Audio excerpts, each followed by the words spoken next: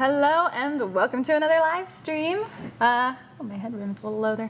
Okay, hello, happy Wednesday to everybody. And yeah, tonight this is gonna be kind of a chill night. Just gonna hang out and chat about other things I love. Like, I've been talking about the gaming stuff for a while, and don't get me wrong, that's all well and good. But I also love movies, and I just want to talk about that tonight. But we can really talk about anything, so I want to welcome everybody who is in the chat and hanging out and hobbying tonight with the rest of us. Got my amazing co-host, Flo. Some C word. Co-host. Some C word. How you doing? I'm fine. What are you working on tonight? I am finishing up your rattlings, and then I have Miss Ursula Creed set up. Yes, my new Lord Castellan that I bought a couple weeks ago. Had her assembled like in a couple of days. She's ready to go. So she seems like she'll be fun to have in some lists. The new 10th edition has also made rattlings seem like a far more attractive option, and I was so excited because I was like, yes, I have 2 units of those. Yay! The other unit needs to get stripped and redone, but it's still something. So anyway, let's say hi to everybody here in the chat. Hello, everybody. Mandragora. No announcements on Facebook. I normally do the announcement about 20 minutes before the show starts, but it's totally there now if you want to share whatever you want to share. Jacob. Oh boy, I can't wait for literally everyone to F's on the new Indiana Jones movie. Well, I won't because I haven't seen it. Disembodied Voice has, but I think I liked it more than most people. It's not a good movie, but it's not as bad as I think people are saying. There you go. I guess that's the amount of the crap. Thomas Grable, welcome to the chat. Mandragora, also good to see you. Thank you so much for hanging out tonight. Paul, my wonderful moderator, and becoming more and more of an expert 3D printer, and recently, given all of his volunteer work, weightlifter.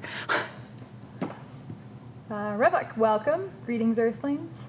Oh, hello. Adeptus Ridiculous, good to see you. Dang, so I didn't miss this one. Nope, you caught it, which is really good because I had a little kerfuffle with scheduling this on YouTube, so I don't know how farly advertised it even got. So if you're here, I sure appreciate you. Whew, all right. Jacob Fisher, let's talk about the Indiana Jones movie first. Wait a minute, are you wanting to dump all over it? All right, let's see here. Plunderden, good evening, hello. Let's see, Paul, doing some video games, more so than the hobbies, but Steam's had some amazing sales, and the new restart of Phasmo, I think, is hitting soon, so. I have played 0 games on Steam for the last, 4 months. Fair enough. But I have played a whole lot of Diablo 4 on the Xbox. Yeah. I sometimes open Steam, but mostly it's just been Tears of the Kingdom all day, every day. I love that game so much. I've been mostly playing lots of World of Warcraft Classic. So basically none of us have been nearly as productive as we probably should be. I don't know. I've been pretty darn productive. I was going to say, you've been working it. I've been busy, but I don't know. You know that guilt you get whenever you do something that doesn't directly tie into your future goals, but you just want to do it? That's where I am. I'm just I don't even care. I'll lose my house. I want to play Zelda. So yeah. I've literally been chopping up Primaris bits to put on my Dreadnought and character bases. Ooh, that's one use for Primaris. Let's see. Yeah, it's amazing how time flies when it rubber bands it. Mandragora, I'm posting a massive wish list project as we speak. Also, let's keep the trend going from last year. I turned 41 in 3 days. Aw, congratulations. Happy early birthday, Happy early birthday. Yes. We've got a friend who will be having a birthday over Valhalla, so we'll be celebrating in costume at Evermore is the current plan. So I'm down. Yes. I guess I gotta, as soon as October gets close, I gotta go and buy my makeup for the thing then. Your makeup? For the Jester outfit. Yeah. Thordalim, di Calade, farming the old Skolamons in WoW retail. So many fun memories. Skolamons is where my character learned to tank properly. Like, you know, Zulfaric was where I learned like kind of what the concept was, and I really, really enjoyed it. But Skolamons definitely refined the technique of how you pull, how you cut and chew mobs, how you rescue the idiot that pulled something, or don't. And Skolamons is also one of the prettiest dungeons in WoW. It's, to this day, probably still one of our favorites. Yeah, it's one of my favorites for sure. Yeah. Like, I love Skull It's got a great look, great aesthetic. Some really frustrating mobs, like the ones that throw you, the ones that do that like, push, but I don't know. After we relived all the days of Classic, except this time we ended up being like fairly high-end raiders, I was like, nah, Skolamons is still like one of the best. Oh, yeah. In fact, I was complaining to you the other day about how much I disliked Naxxramas, even though I shouldn't. Like Naxxramas, aesthetically, it has cool music. It's got like really cool themes going on. It should, by all rights, be so fun. But the freaking method to play through that raid was so obtuse and stupid that yeah, I'm really glad that I did. I know I don't think we missed one raid, and No. I still only got 8 of 9. Yeah, same. I only got 8 of 9, and my daughter only got 8 of 9. Yeah. And we were there every single week since it opened until they dropped BC. But at least I did keep Newt in Classic. She was the only one who made it. So I've gotten a really amazing warrior whenever I feel like going back to it. Yeah, your warrior does have the might of Menethil, so that's pretty scary. Pretty good. Wargamer Girl, have you heard Freddy's Closet is now a movie? What is Freddy's Closet? I just think of Freddy Krueger. Yeah, like he just wore the same outfit, right? Well, maybe he talking has a about whole Five bunch Nights of at the Freddy's? same sweater, like many green and red striped sweaters. I mean, we have one in our closet over here, in the wardrobe room. I don't think he wears a women's size small.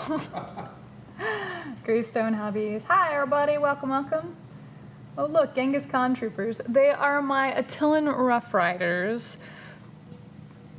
And they're good, but then the other 3 still need to get primed, finished basing, so hence the Ratlings. And Sly Marbo's hanging out on there. I'm looking forward to throwing him in a game. I just look forward to trying all these weird things with lists now. Like, the list building is so fast. I'm sorry, I don't know what Freddy's Closet is. Let's see. Painting a pirate shrine from Reaper. Reaper has such great minis. Plundered, and I'm so excited to be working on a large commission of an entire game table for a major game company, a game company's upcoming release. Wow. Oh, that's super cool. Yeah, that is really cool, dude. Quote, even though I'm in crippling debt, I'm still playing Legend of Zelda Tears of the Kingdom. Well, you know, priorities, really. It's just... being an adult sucks most of the time. Just tears of the office worker. Right? I mean, for what it's worth, I handle my house just fine. But, like, if it were to come down to it, I don't know that I wouldn't choose Zelda. Like, it's got me hooked pretty deeply. Loved the Palymount quest chain. I remember that. I remember you helping me with that. The epic one, right? Yeah. Yeah. Well, the first one you just where get, you had to you go learn go it. meet the horse ghost and stuff. Yeah, the equine spirit. Yeah, of course I And would. Dire Maul. So Newt would help protect you. Equine spirit. Yeah, no, that's something Miranda would like. Actually, in Tears of the Kingdom, I just got the horse cloth for my paraglider, so I changed that last night too. Anyway. What is a horse cloth? So in Tears of the Kingdom, you have the paraglider, right? But you know the design on it can be changed out at the village dye shop, and So it's so like- you can take pictures of different animals, and he'll make a fabric out of it. And I'm like, oh, So it's sure, like that's how that people works. who get like rugs and stuff made of their like photos of their pets. Well, I tried to specifically just have a pony, but it was a more generic horse thing than that, which is fine. The choo-choo one's actually hilarious because it's like having wiggle eyes on your... on your paraglider, and it's very tempted. So I don't know, but I can change it whenever.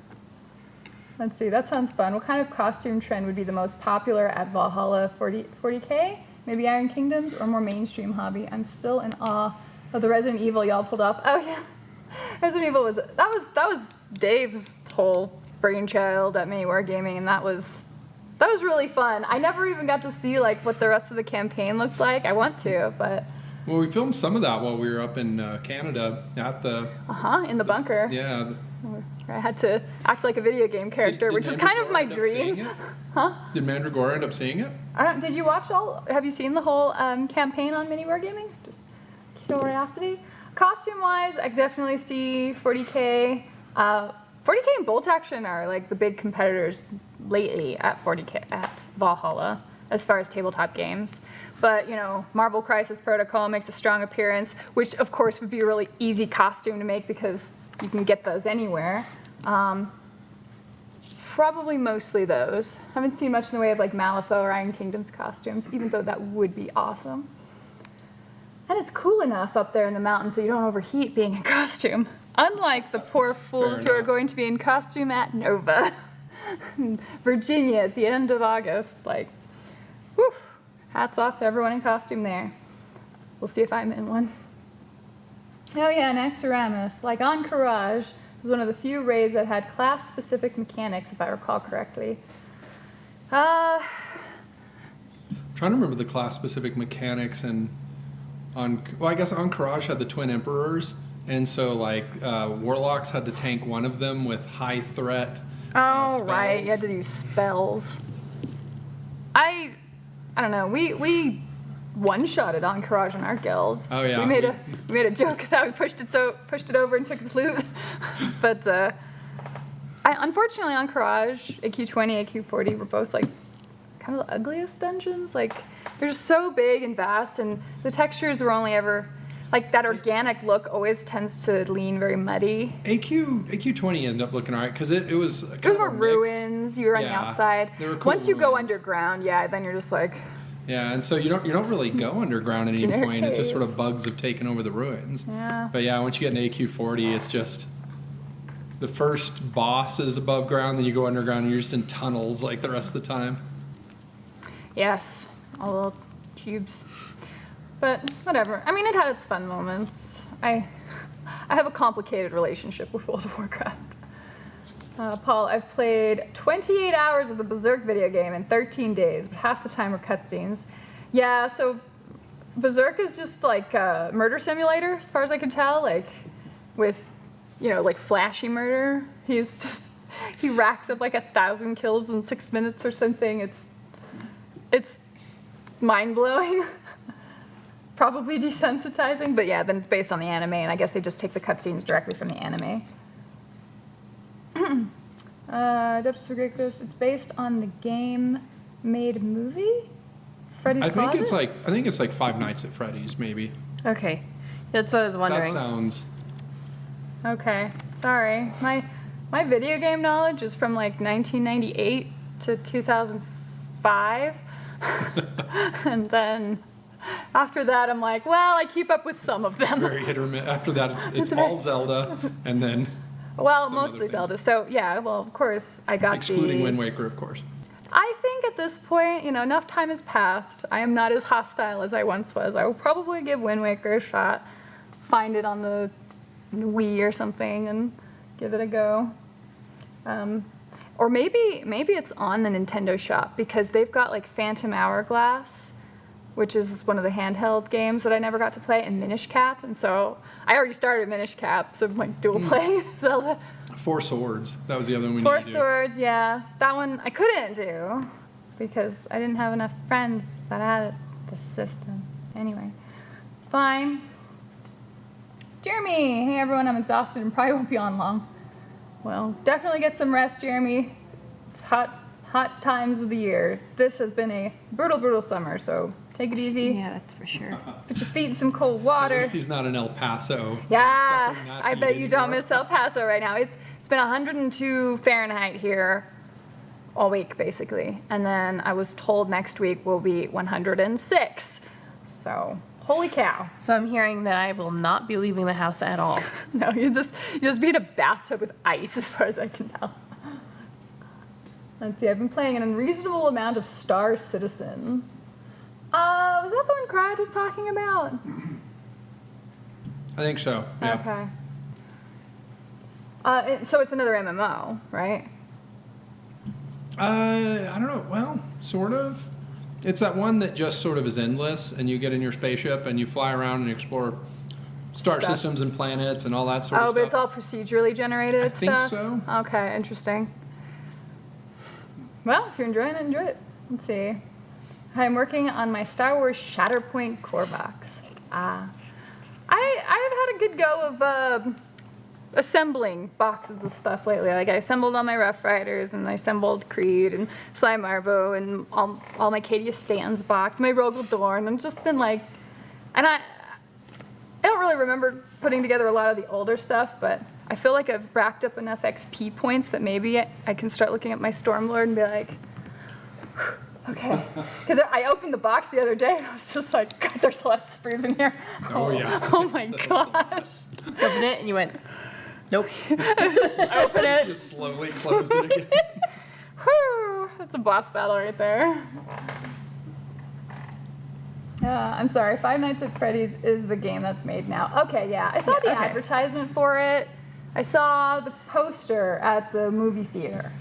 So I don't know I'm what you do curious. at this point because there was The Nicolas the Cage Nicolas one. Cage Yes, one, and so yes. that's sort of the definitive. I actually had Tommy and Miranda come over and watch Willy's Wonderland. Willie's one. That's what it was called. Yeah. Is the one with Nicolas Cage, where Nicolas Cage does not say a single word in the entire movie, No, and it's glorious. I think that Five Nights at Freddy's was just slow on the draw, Yeah. Yes. and Nicolas Cage movie came in and just.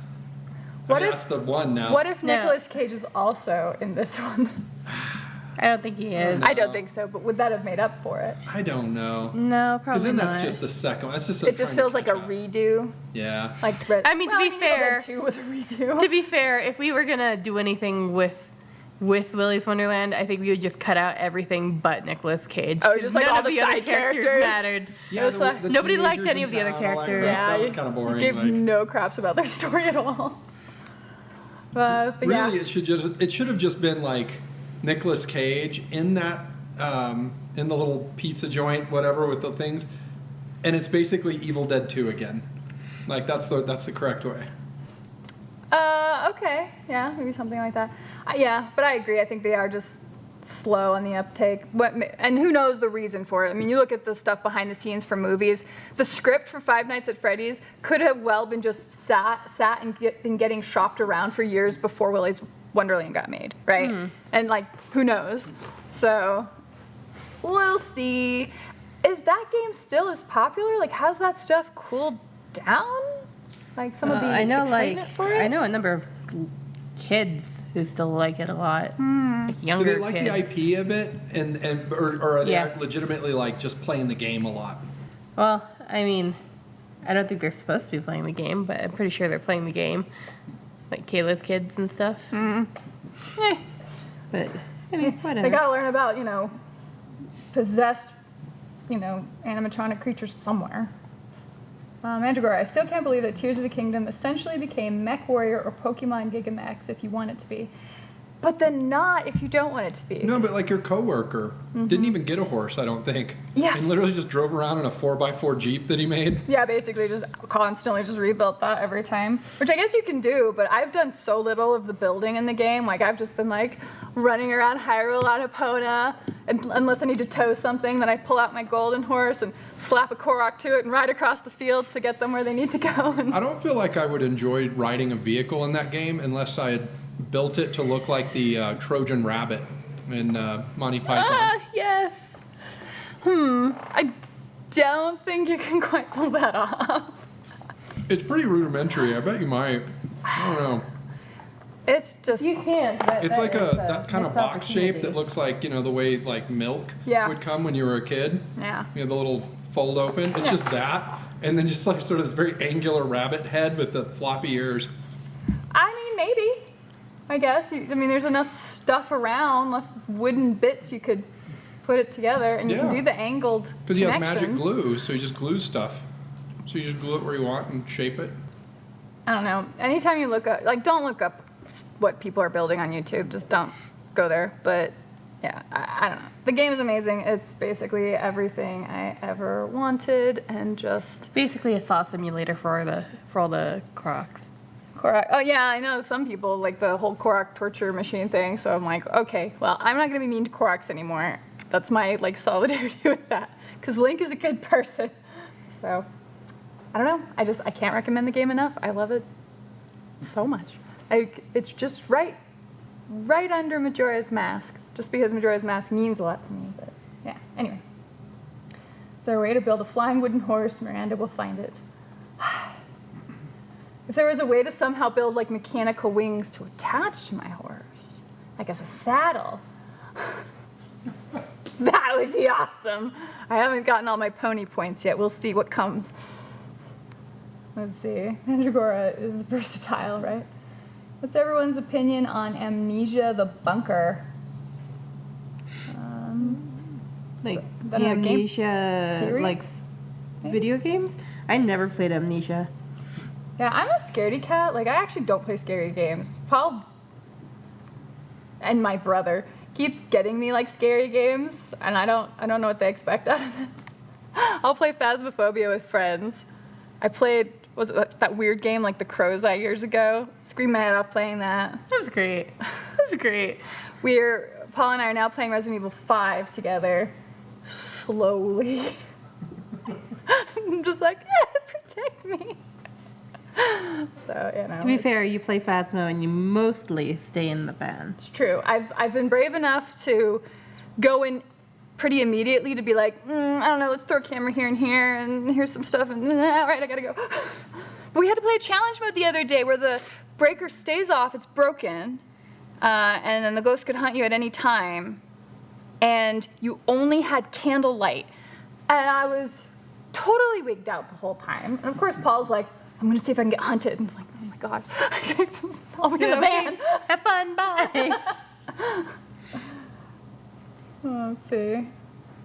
Now I'll have to 3D print a mini flying wooden horse. Yes, that would be amazing. Shale, Phoenix Con is usually the end of May, early June. It's reliably 115 degrees. I die from heat exhaustion every single year. Whoo! 115. Well, I know. That's like That type of He stuff. dies would every just- year like a boss. like a boss. Phoenix weather or, Arizona weather, you kind of expect that. And like, yeah, New Mexico can get pretty hot, but this was really hot. This is hotter than I'm used to. I'm grateful for refrigerated air, more than I've ever been. Well, northern New Mexico doesn't usually get as hot as southern New Mexico, That's true. but we're certainly feeling it. Jacob, also stay hydrated at Valhalla, everyone. Oh yeah, always lots of water on hand at Valhalla. Jeremy, I picked up 2 new books to help build out campaigns, the Solo Wargaming Guide and the Wargaming Campaigns, and I plan on grabbing sci-fi skirmish scenarios, small unit missions. Okay, very, very cool. Mandragora, oh right, it's mini wargaming. I thought the RE campaign was exclusive to their paid service. I think it is. Like the first episode is available for free and then everything else is in their vault. Yeah, but none of your footage is in the first episode. I know, but I'm on the thumbnail. Yeah, Like, right? It's awesome. Otherwise, I totally would have seen the vids. If I recall correctly, As far as I know. as far as I know, they're no longer available. Oh, I don't know if they ever were available. I think they were always on behind the paywall. well, I should hope they're still there though. Yeah, I'm sure they're still there, but they're still there behind the paywall, right? Like, Yeah, I they're know. not on YouTube. Jeremy, if you mean hydrated by drinking a bottle of bourbon every 2 days, then I will for sure stay hydrated. Jeremy. Jacob, I only played the first Amnesia, but now I got a ton in the previous sales, not the latest. I'll get there. How is it? I would say, I haven't played any of these. I don't play very many games. I think I was talking with Miranda about a really old game, Yeah, Majesty. Majesty. Yeah. You don't play many video games, but you play tons and tons of board games. I haven't are- been playing many of those either. But you typically have, though. In the past, yes, I have typically played a lot of board games, but I haven't done any of these things lately. there is only painting for her. And that seems like that is going to just ramp up between now and at least October. So. Yeah, we've got a lot going on. The massive building of endless height that Disembodied Voice is putting together is up to the 6th floor. Yeah, it's a 6th story. 6th floor. Yeah. Just needs the walls built out. So, yes, that's where we're at with that one. Let's see. It's almost finished. Takes place in World War I, Amnesia. Only parts I didn't like are the historical things. I was hoping the Five Nights at Freddy's movie takes place in during World War I. It's like, this technology really feels like it missed. Oh, I also remembered your RE role because of the Bunker Night events announcements in the ad. Your phrase, "For the love of Nemesis, please don't sleep naked," is forever burned into my memory. Oh, yeah. That was a great time. We gotta go visit Canada again. Oh, we definitely will. I have never been. Maybe I can join. Oh, then I can drag you to Niagara Falls. That'd So be really pretty. cool. Yeah, that would be pretty cool. Now that I'm walking almost regularly again. Yes, that'll be good. You should be able to walk before going.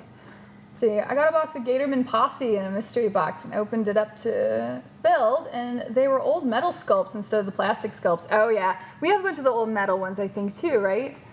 Of which ones? Gatorman Posse. Oh yeah. We Yeah. have I think two or three units of them actually. At least 2 units, because we adopted a lot of armies. I think they were Frank's. They were. But I think he'd even made them where they're like he had carved out the bases and put little bottoms on them and had them standing in water. Like Yeah, he he had did the done water deep effects well with bases. them. Well, he made deep well bases. He didn't buy them. Oh, he just carved. Yeah. Oh, okay. I don't even think he knew that those deep Those were a wells thing. existed. Yeah. Oh, okay. Because that's a way easier way of going about it. Well, yeah, you work with what you got. I'm going to download the new Amnesia game because I have Game Pass. Fair enough. Well, I hope you enjoyed it. Amnesia looks truly terrifying. 505 Gamer Girl, I think Ashley would play the Amnesia games. What's her name now? I always just know her as 505 Gamer Girl. Marmalade? Marmalade? Mermaid? I think Marmalade. Paul will know. Because I think it's he moderates on Marmalade. her channel too. Rebecca, I once heard Nick Cage described as a jazz actor, and I think that description is awesome. I agree. Jeremy, Sly Marbo looks really good, but I hate the Rough Riders. Their paint job is awesome though, Flo. Thank you. I have yet to use them effectively. The one game I've been able to use them in so far, they failed to shoot anything, failed to charge twice, and then died. So we'll see in the future. Is that true? No, I did get to use them a little bit more effectively in a different game. So I've actually used them twice. And I just charged them way the heck up filled. But you can attach them to Lord Solar, but I just don't think I would. I feel like I like having Lord Solar back where I can give orders to everything. 4 orders. Oh, and now with Ursula Creed in the mix, I could just be ordering people around all day. It'll be awesome. So, I mean, Like, really? your dream job. Yeah. Mandragora, I used the mini wargaming free weekend for that Resident Evil campaign. It was awesome. Not enough into campaigns to just pay, just me. It seems like that's like the majority. I think their narrative campaigns are. Yeah, like most people, who do pay are into the narrative. I mean, it's kind of like campaigns. catching your episodes of whatever, right? Like any other streaming service. Mandragora, at Paul, same. I wouldn't get enough value out of a membership, but that was one of the ones I wanted to see. But clearly, as I mistook it for Valhalla because of Miranda, I barked up the wrong tree. That's okay, man. All good. The stuff from Valhalla would be like some of the life of a wargamer, Yeah. of which we technically even still have one one that we shot. that still needs to get edited. We just have to have Dave do the other half of it and then upload it for have them upload it. Yeah, it'll be yes. Finishing stuff has been a little bit of a challenge lately. Don't mind saying. See, I wonder how many I wonder how many dongs dongs. people make. Oh, that's all you find on YouTube. And you're like, what are people building Tears of the Kingdom? You're like, oh my gosh, where's Safe Search? So, yes, it's like it probably was the first thing to get built by my audience, but not by me. At least not intentionally. I don't think I have. But, Yeah.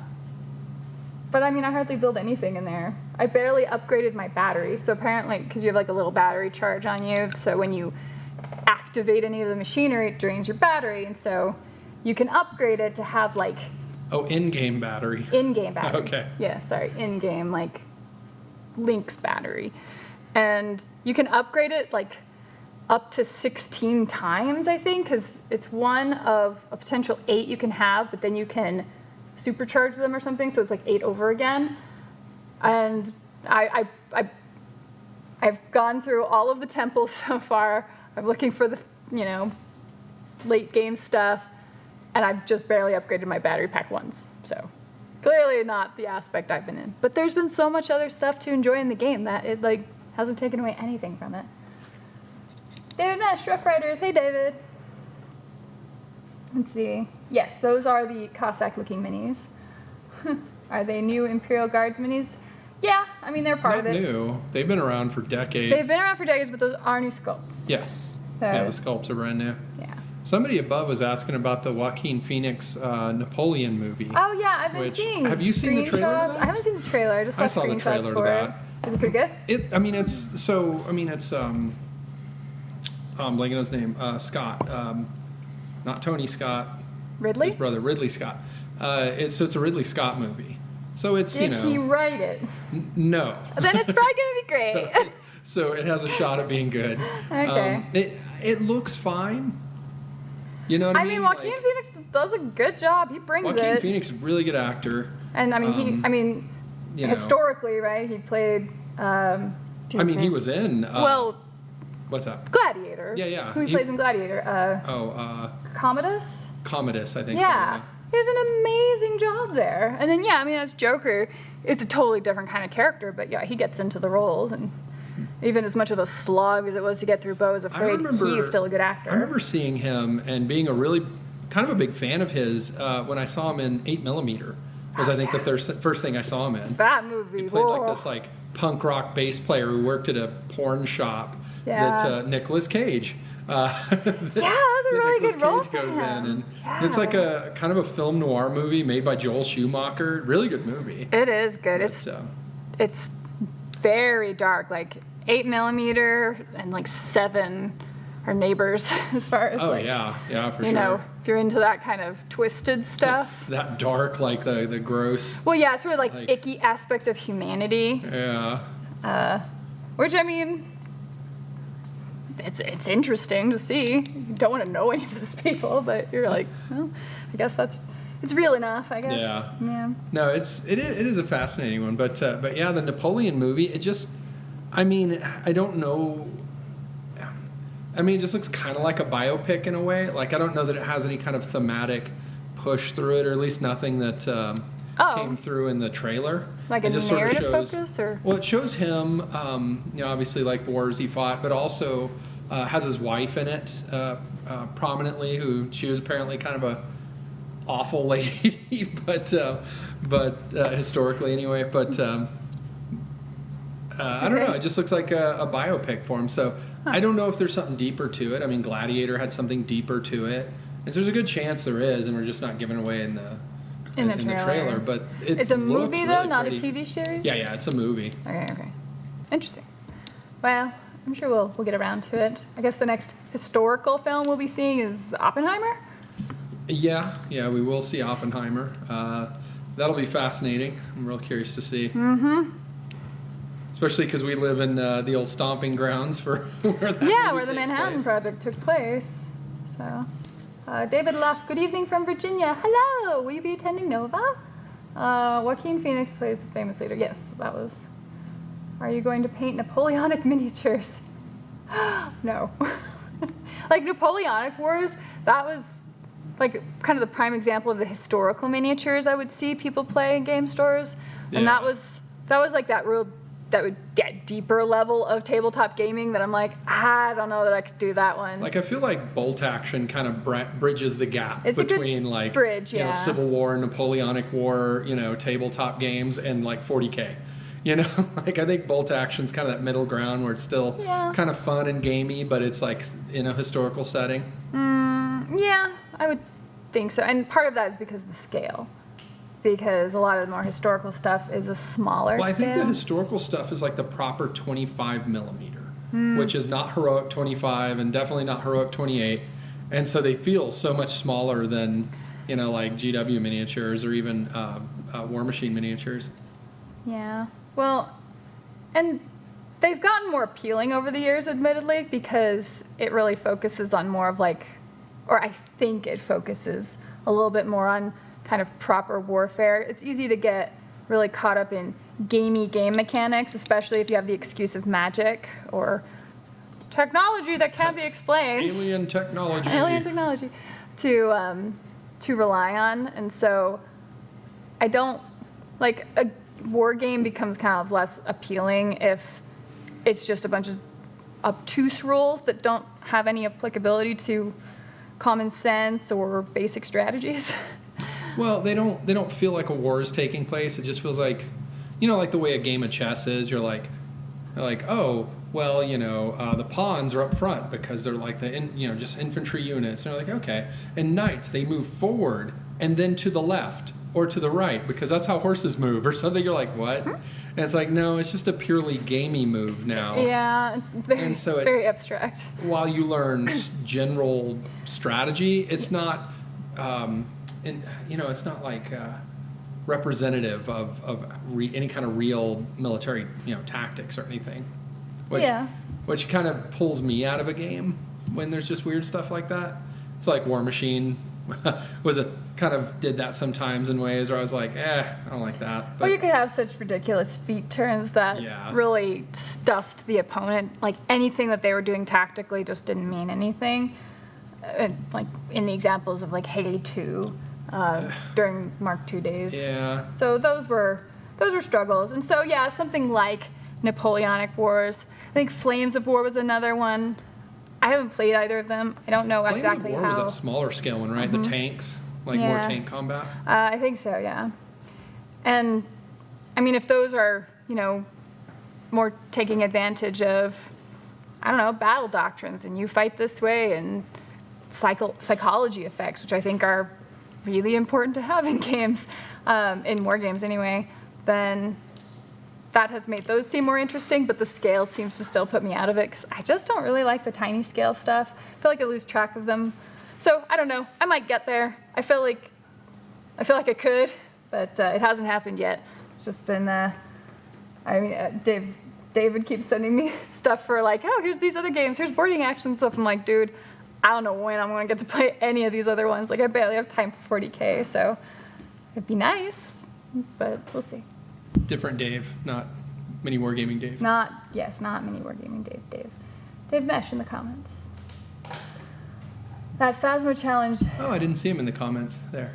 we did Oh, without cool. lights. We started at 100% sanity, but it plummets through the door. And I used the Magstar method to get hunted, and it was the only choice. Yeah, so Paul, well, and I mean, in a way, that kind of is a gaming mechanic too, right? In Phasma, where you're just running in and you're antagonizing the ghost to get it to hunt you because you can kite it around, and then you're like, okay, I got the information I need, and I can identify you and go. And it's like, I don't think the designers intended that, but for the amount of times that Paul has played, because we played your 300th game together, I think, then you kind of find all these different ways to enjoy it.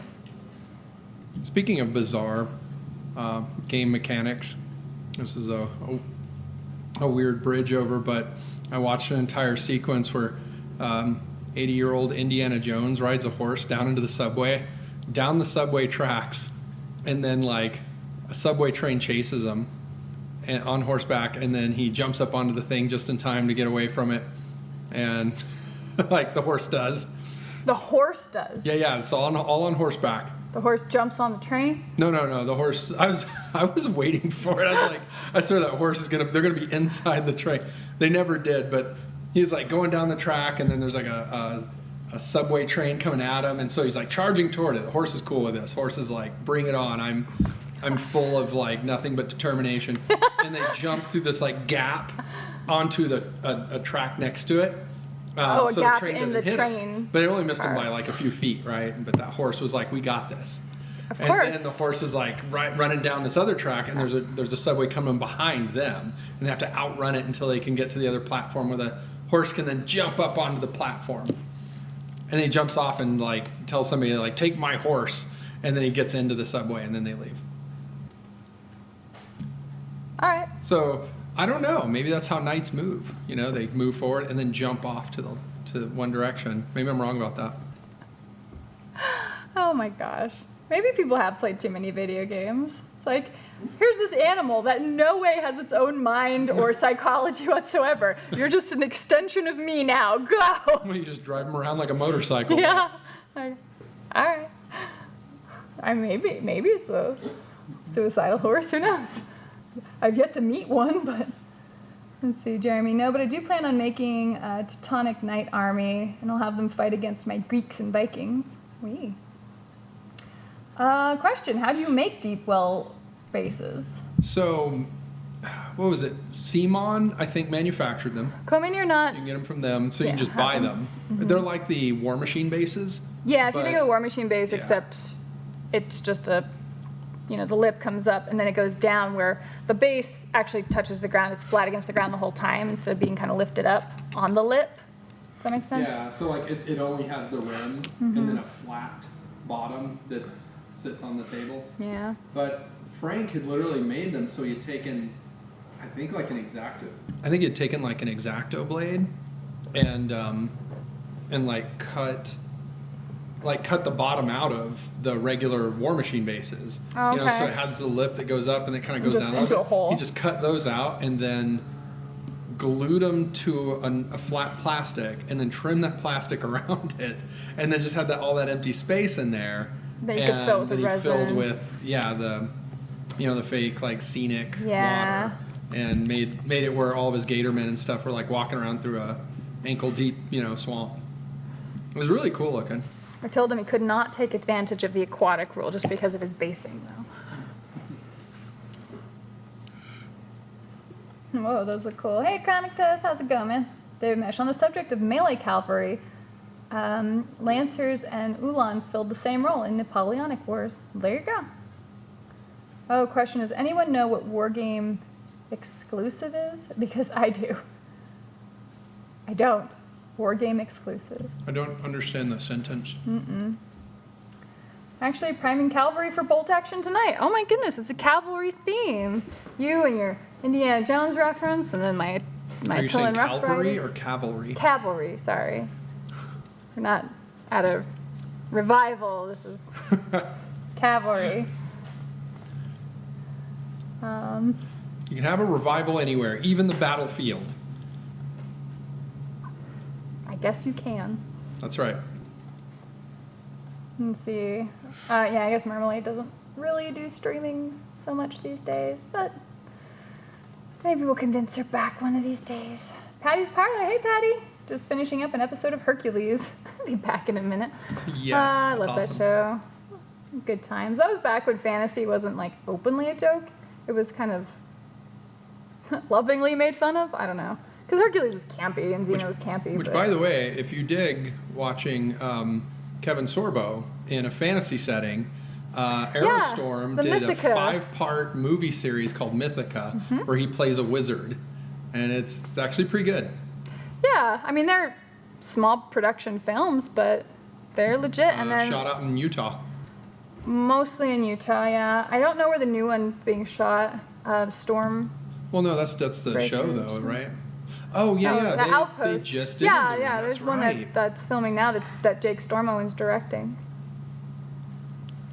I don't know where that is. I would assume Utah. I Yeah, mean, their probably. production studio They're- is still yeah. there, so. Yeah, no, they're interesting guys. And Aerostorm Entertainment's like a legit production company that just make movies. So yeah. Unless kind of they fun use a series. lot of the facilities they used for the Outpost, they might shoot it out there in Serbia.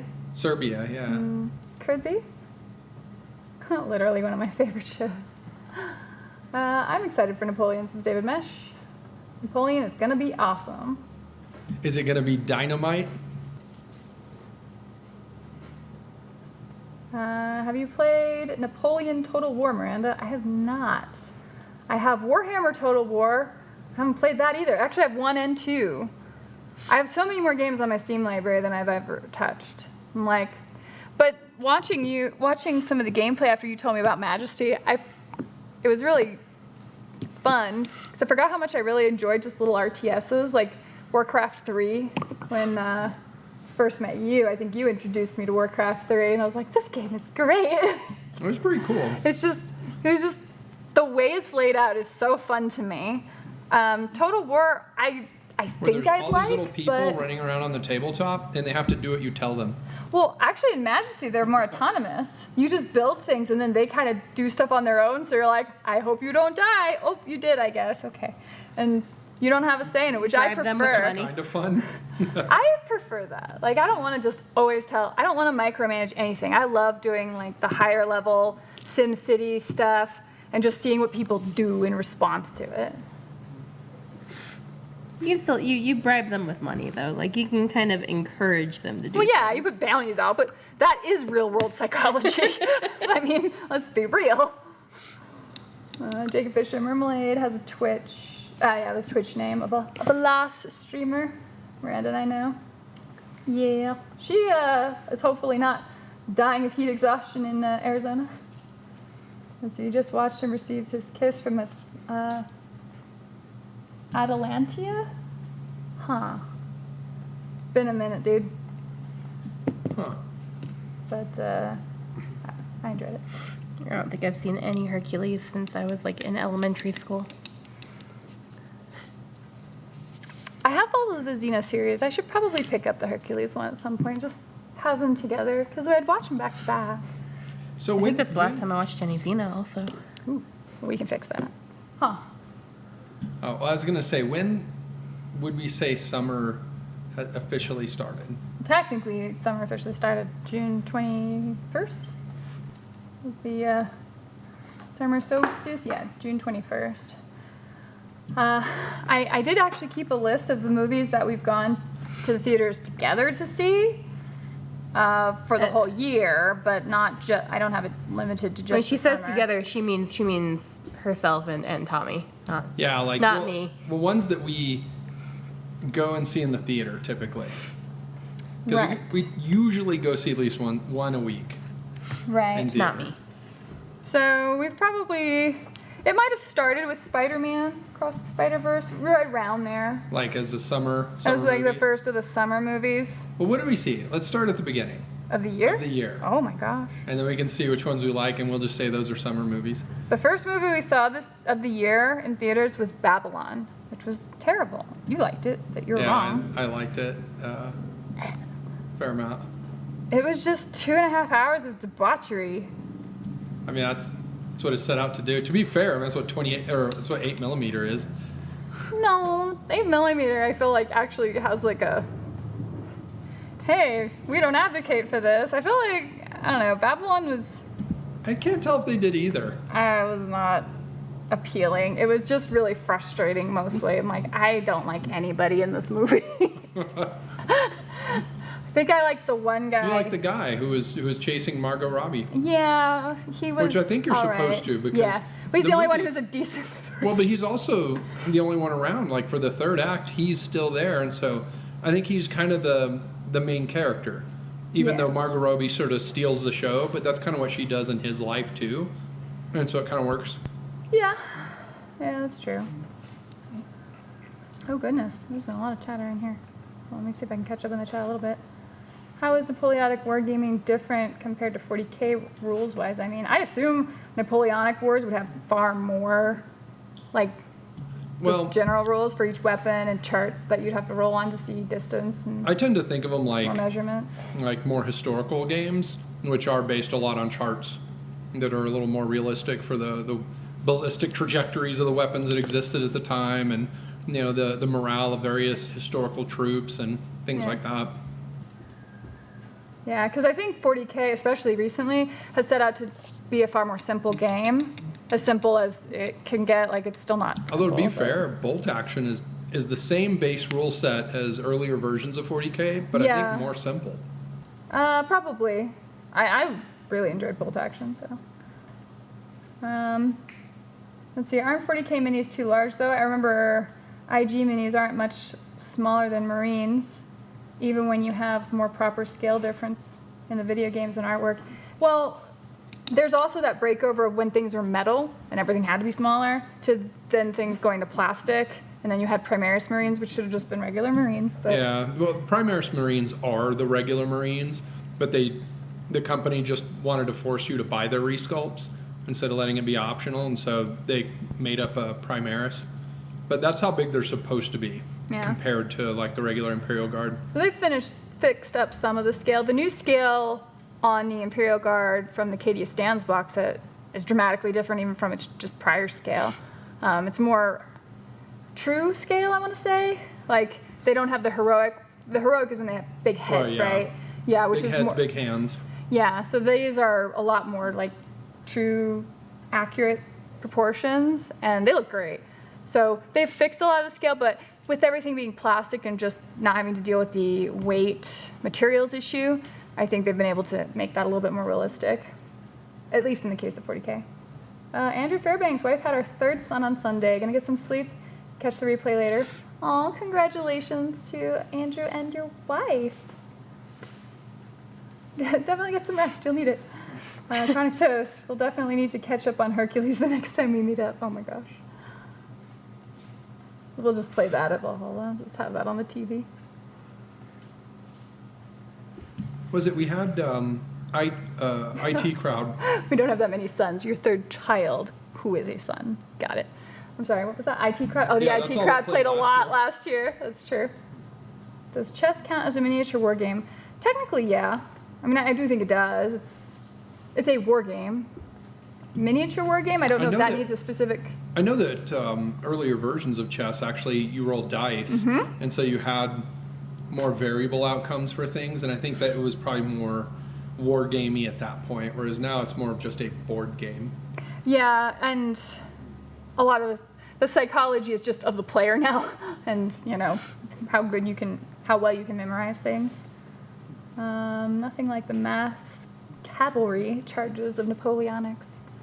Chronic Toast, controversial opinion, playing 40K or bolt to action in 12 to 15 millimeter scale, but keeping all the other rules and measurements the same. Still works and feels more war realistic. I guess just because you're on a bigger board and there's more ground to cover? Well, it just seems more like realistic ranges for the troops you have. I mean, So like you watch like an American Sniper, and you see the guy, I mean, at one point he shooting makes a a mile mile-long shot, and you're just like, okay, so... Yeah, that's fair. And I mean, that's not the most common shot, but you do look at a lot of the Afghanistan like war footage and stuff like that. Like those guys are making some serious long range shots very accurately, and that's with modern Earth technology. Not stuff salvaged from the Iron Age. 39,000 years from now. Mandragora, and I just shared my ambition and 40K personal campaigns on the Facebook page. Back to work. Tonight I am painting a Reaper Bones dragon with rider. I'm going with green. Can't go wrong with green. I hope he goes with like Ninja Turtle ooze green. Yeah. Let's see. Doing things with minis tonight. So my doing things with minis mostly involves building. And while I've thought about like, oh, maybe I could record this and create content, I'm like, or I can actually just build the thing and get stuff done. And that's kind of what wins. See, Flames of War is one of my least favorite games I've ever played. It doesn't represent the way real war should be fought, especially the way smoke works. Huh. I have no idea. JP got rockets. Let's see. Good thing the horse missed that third rail. Imagine someone... That's literally what I was thinking the whole time I was watching, and I was like, so what happens if the horse steps on that? Like... Does that take the horse down, or does that take horse and Indy down? He's in a saddle with metal and his shoes aren't... No, I think if his shoes are grounded, he might be okay. I don't know. Very right. I don't know. That's a lot of electricity. I could still arc and just get him. It's not something I'd risk. Tommy, you wasted money watching that crappy Indiana Jones movie. To be fair, I went on $6 night, so it was only that. And I didn't do it on any of the opening weekends. I didn't really want to give it that. But there's enough stuff that I watch and like reviews and things like that I'm always curious about. So it's like, I'm going to have watched it so I have an actual opinion, but I wasn't going to give it a pile of money. And in fairness, Tommy and I waste all kinds of money on bad movies. Yeah. Right. And Miranda wouldn't even go see it, so. I mean, we watched Babylon at the beginning of the year. Which- Oh, but you know what the second movie we saw this year was? What's that? Megan. Oh, That was a Megan. good movie. One of the best movies of the year, in my opinion. It is, and you dragged me to it Yeah, you because I didn't saw wanna the see it. preview and I was like, this movie looks stupid. I don't want anything to do with it. And then I come out and I'm like, that movie is amazing. And I kept telling all my coworkers and friends about it and just harassing them to go watch that movie. And then everyone was sort of like, it was okay. It's okay. Her eyes are so weird. Yeah, I mean, I guess everyone gets something different out of it. I loved the satirical bent that it had. It was kind of just really I feel like a lot of sharp. people just didn't get it. Yeah. Yeah, well, I remember. if most people are watching it on streaming, I think most people are watching it while cleaning the house. And it is a movie you gotta pay a little more attention Yeah. to than not to. Well, remember when we went to go see Cabin in the Woods years ago? Yes. And I remember we walked out of that movie, and the people behind us were like, I'm going to get my money back. That wasn't scary at all. It's like, I don't think you understand what that movie was. Yeah. And I rarely know what I'm getting into. Like, we'll watch maybe a preview, and if we decide we're going to watch it, we don't really watch any more previews. So, my only other expectations just come from, like, things I might hear. Like, I'm getting a little nervous about the Barbie movie. We'll see. I don't know. I'm going to see it anyway. Who am I kidding? But, yeah. So, I just go in and I just see the movie for what it is. And I'm like, oh, okay, I like this or that, or hated it, like I hated Babylon, but whatever. Well, for Megan, I think another reason why I was kind of iffy about going to see it Yeah. was that it was pushed so much all over YouTube and all of this, and like I was constantly being bombarded with ads for this movie, and I'm like, it just makes me not want to see it. Well, that's why ads have to be kind of done strategically, I think. Because, I think if you've seen an ad enough times, you're just like sick of that movie. Yeah, It's you're like, when you now go- I'm not gonna see it. Well, it's like a song you might like, but it's like played on the radio all the time. Oh, like if a car commercial gets a hold of it, Oh, yeah. and then you're like, Then a okay. year or two later, you're like, okay, I'm done with this Yeah, song. you just don't want to hear it anymore. True fact. True fact. So yeah, I guarantee you would enjoy Blood and Plunder, says the Plunder Den. You might know. The best part of the game is the game mechanics. People try to pass it by because it's a historical game. Yeah, and I wonder if that is a bit of a tough sell, right? Because people hear historical and it just sounds so dry all of a sudden. And to be fair, history teachers have done an excellent job of making history sound like it's boring. It took me a long time to get over. I was homeschooled. But yeah, I can see that. But you have beautiful terrain and beautiful miniatures, so that does a lot to get people over that hump, I suspect. Patty's Parlor. I caught the Sound of Freedom last night. It was emotional. It was pretty well told. That was we did go see that. Yeah. I'd seen we'd both seen interviews with the guy before though, so we kind of knew what to expect going in. Yeah, and I mean it's not the type of subject matter I think you can easily make a movie over, because one of the things you talked about was like, would you do something to make it more exciting? But then you're like, I don't know that making anything more exciting doesn't just fall into being exploitive. So Well, if it doesn't like kind of undermine the seriousness. yeah, and so like it's a fine line, and they walked it. So They really did. So with the subject matter, it's like, well, do you show more of what's happening in order to really get people in the gut and really get them to yeah. react? But then you're like, well, that subject matter, if you're showing more of it, then that in and of itself is kind of exploitive. And now you're kind of guilty of it. And so, I don't know. It really is a weird line to walk, I think. But I think the movie did really well with it. I'd definitely recommend it. I mean, it's based on a true story, and the man was objectively a hero. like, oh my gosh. So Oh, yeah, that guy was definitely a hero, for sure. Definitely. IRL hero. definitely deserves some accolades. The lacerator. The lacerator. Oh, I get what's going on there. Anyway. Good job. Hooked on phonics worked for me. Sounds like Fast and Furious Jones. Yes, It kind of sounded like that was, scene sounds like it. It's weird because, I mean, what, this week, Mission Impossible's coming out, We're seeing and it's that. just going to destroy it. Yeah. And it's like, It looks fun. All the okay, Mission Impossible 3 was pretty ridiculous, but they've all been fun movies. yeah. And after Kingdom of the Crystal Skull, it just makes me feel sad to think about like a new Indiana Jones movie. It's like how I feel about Aliens, where I'm just like, stop. Can you just leave it alone, let it die with dignity or something? But Well, I kind of want, I don't know, I liked District 9 a lot. I thought it was interesting. I hated Chappie. But like Neil Blomkamp approaching like the Alien franchise, I don't know, right? It could be somebody anyway. If That's somebody else fine. wrote the script, then yes, I would be on interested board. to see it. But it's like, even what do you do with it, right? Because like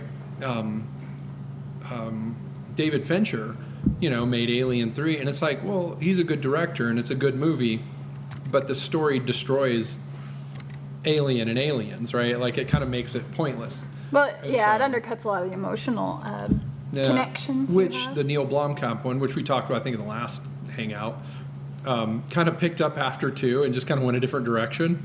And it's like, I don't know, maybe it's salvageable if you go that way, right? Maybe, and But- at the end of the day, it being an IP, I suppose you can probably salvage anything, really. Yeah. Well, And don't know if you I'm can- not of the idea of like, oh, you made this bad sequel, now the originals are bad. Like, you destroyed my childhood, Lucas. Oh, like, no. well, he kind of did because he destroyed the original movies. But he didn't destroy anyone's childhood. Like, No, but he's like, that is you dramatic. cannot go back and watch the originals like that. Unless that you actually have those was atrocious. VHSs, right? Sort of, but then you're watching them on VHS. You are watching them on VHS. And every time you watch it, you're making it worse. And so, like, That's true. but as far as like the Indiana Jones movie, the new one, it was fine, and that's like the best that can be said about it. It Which had is- yeah. kind of some lame moments. It kind of had some decent moments. The story was kind of very mid. It was like, yeah, I mean, things are happening, and you sure are doing them. And the was it the Phoebe Waller-Bridge character? The goddaughter? Yeah, The, like, she was just 6 foot kind tall of chick? yeah, Yeah. she was just kind of introduced out of nowhere, like, hey, here's this person, and it's like it. I mean, the kid who played Short Round literally Yeah. just won an Academy Award or was nominated. I don't remember if he won or not. I think But like, you're like, why is that kid not in the new Indiana Jones movie? Like, come on, put Short Round in. What the hell? And I don't know.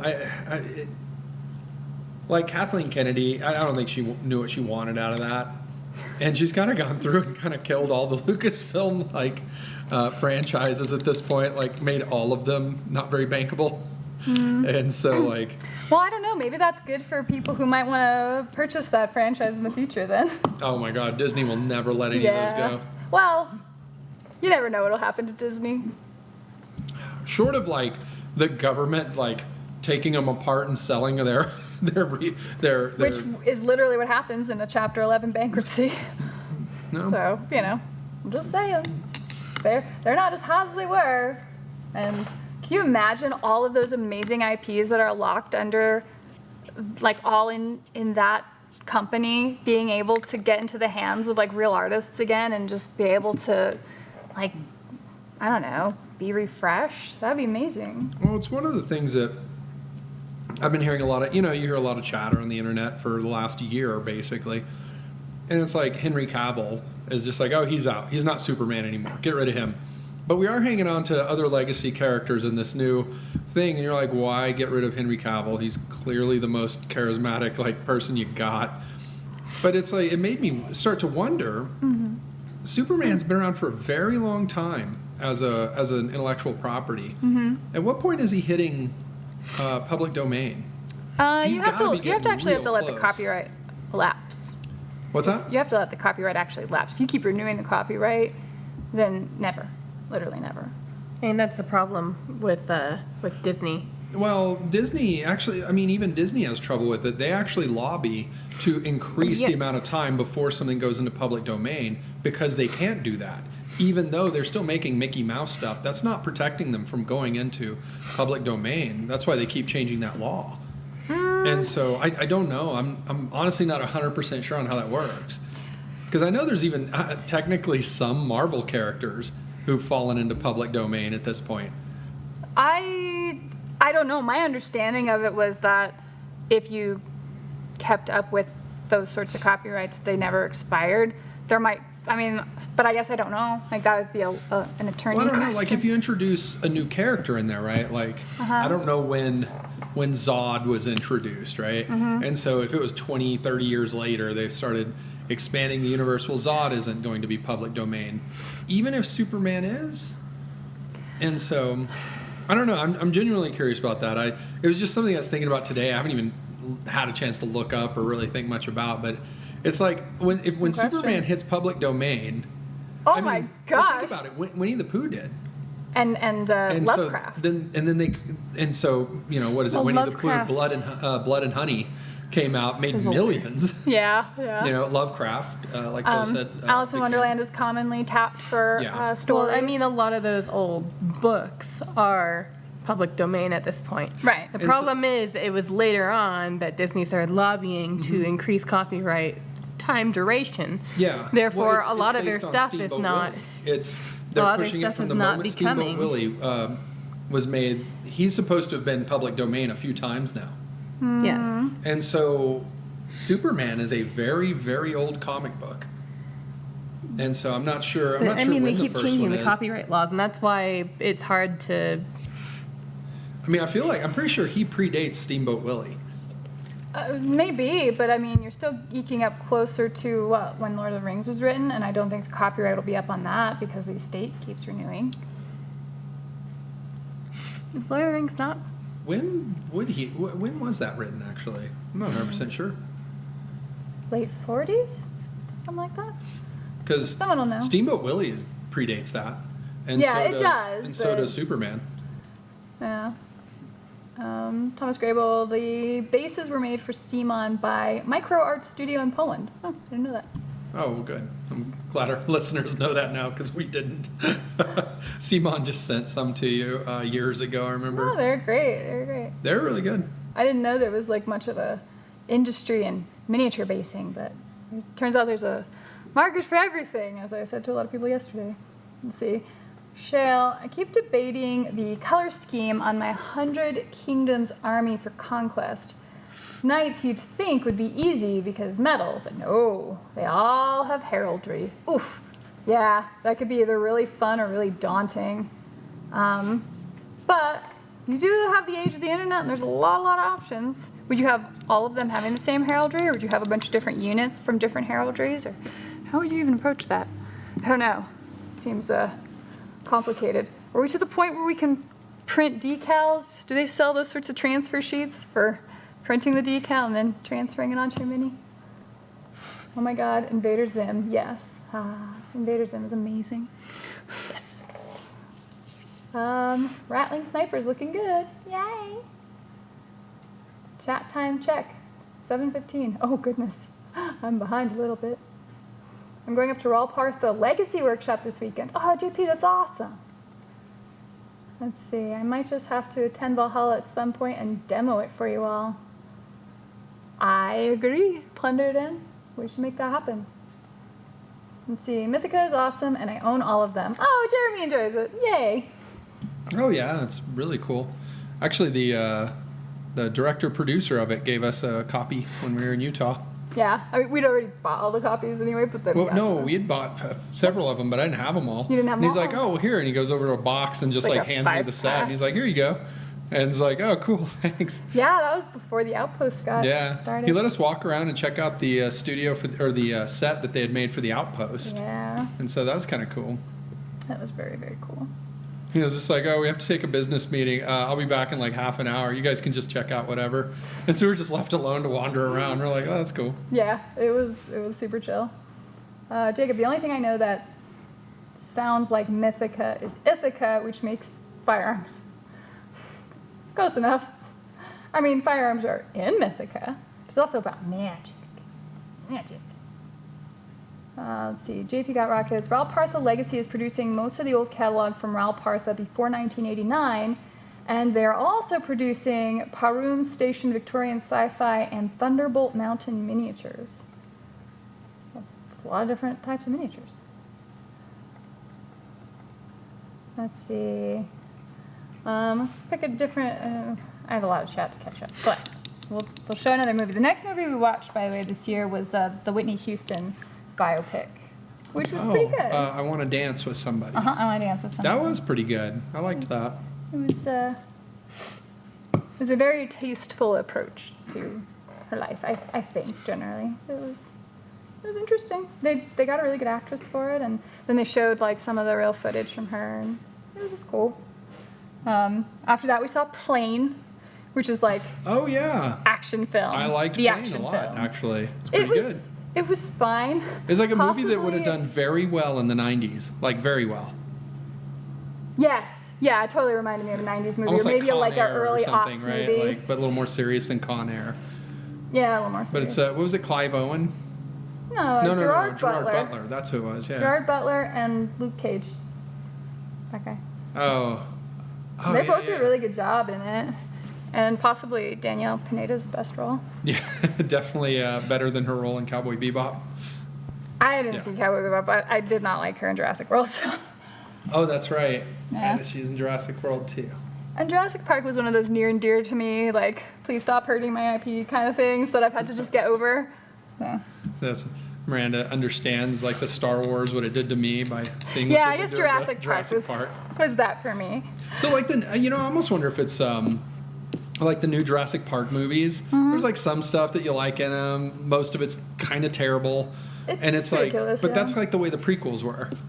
Yes. Where you're like, yeah, they're watchable. They're not good. You can enjoy them. A lot of CGI everywhere, and not the most logical conclusions drawn. No.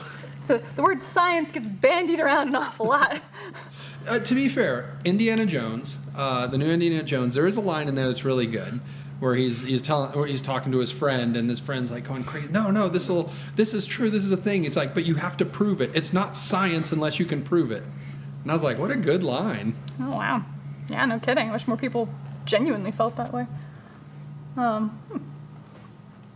Hercules, Legendary Journey, Xena, Beastmaster, Andromeda. Those are the 4 Holy Grail shows next to SG-1 from my childhood. You watched all of those, didn't you? No, I didn't so much see Beastmaster. Hercules and Xena for sure. Oh, interesting. Some Andromeda. I watched Beastmaster. I saw that. But for me growing up, it would have been Star Trek Voyager. Okay. Yeah. And some SG-1, because my mom liked Richard Dean Anderson, because he's awesome. Because he's MacGyver. He was great, yeah. And I'd see some MacGyver when they'd have reruns of that, or whatever that channel was, TV Land, I think was it, on cable. And they would show just old 80s TV shows. So you could see Knight Rider, and you could see the A-Team. Watch the A-Team. I loved the A-Team. You could watch all those plans come together. Oh, so good.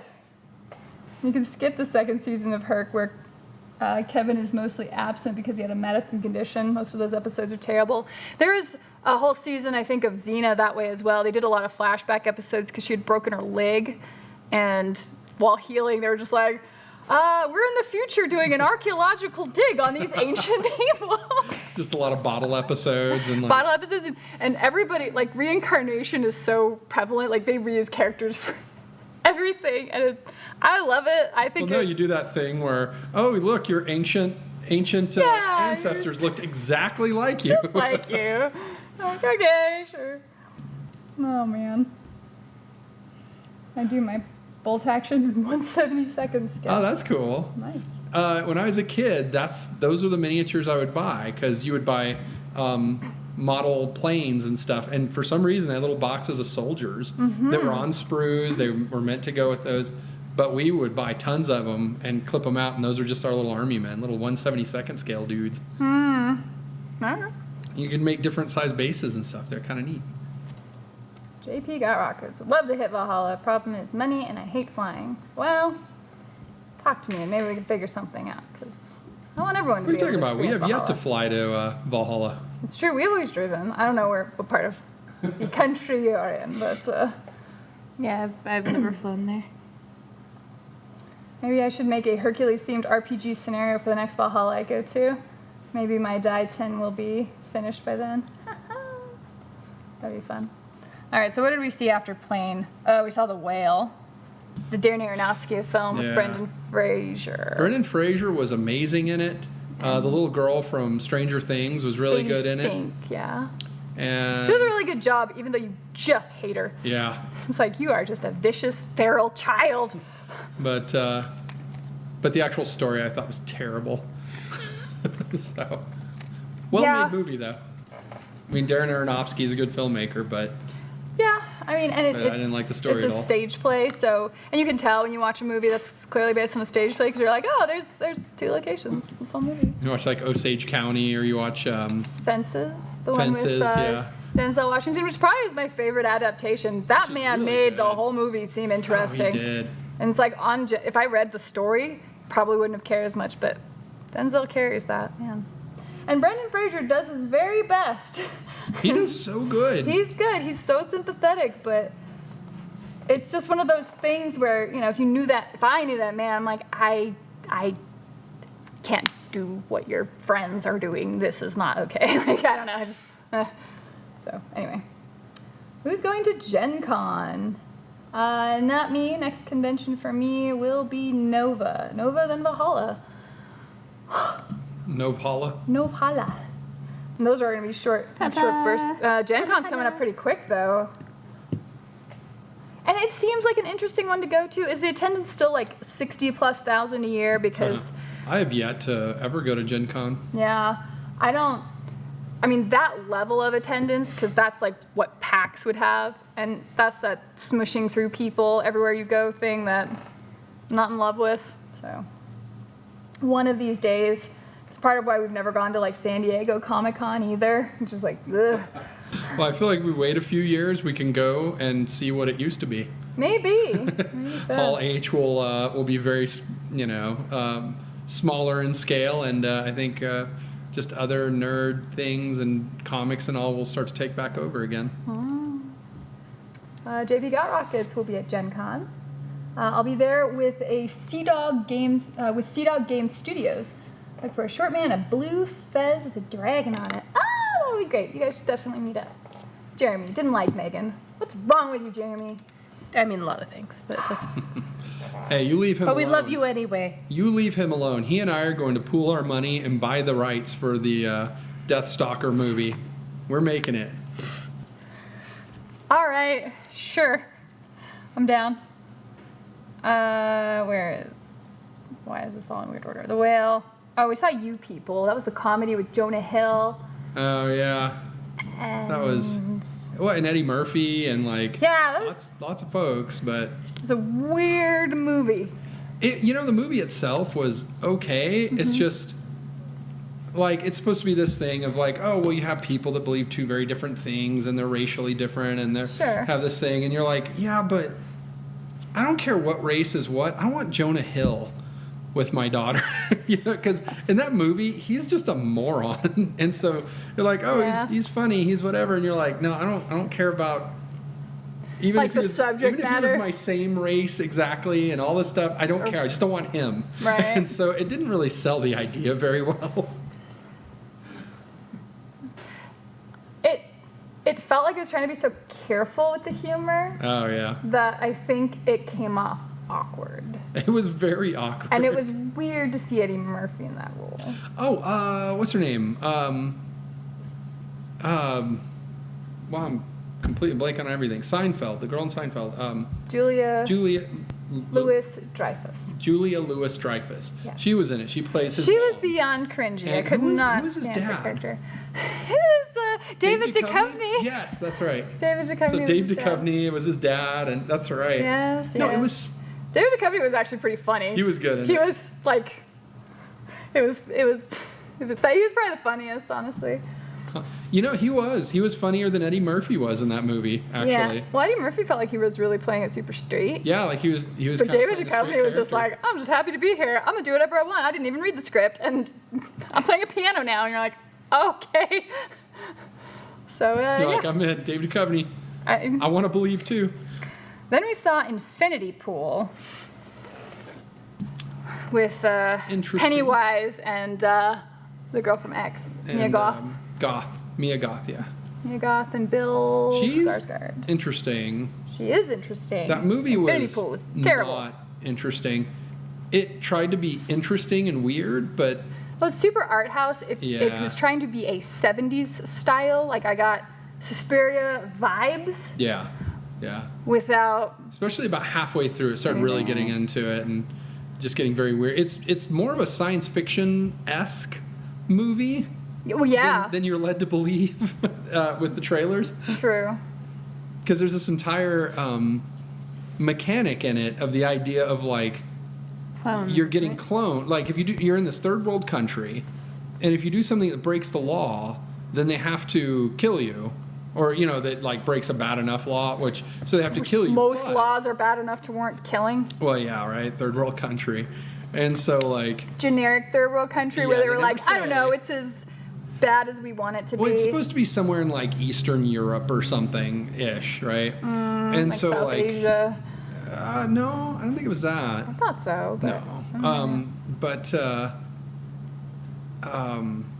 But yeah, so if you have money, then you can pay the people in this country. They have this technology randomly that other countries don't have. Yeah. Where they will clone you, and then they'll kill your clone for your crime. But then there's a little bit of a question because the clone wakes up and you have your memories just like you do. And so it starts to be a question of like, well, wait a minute, who got killed?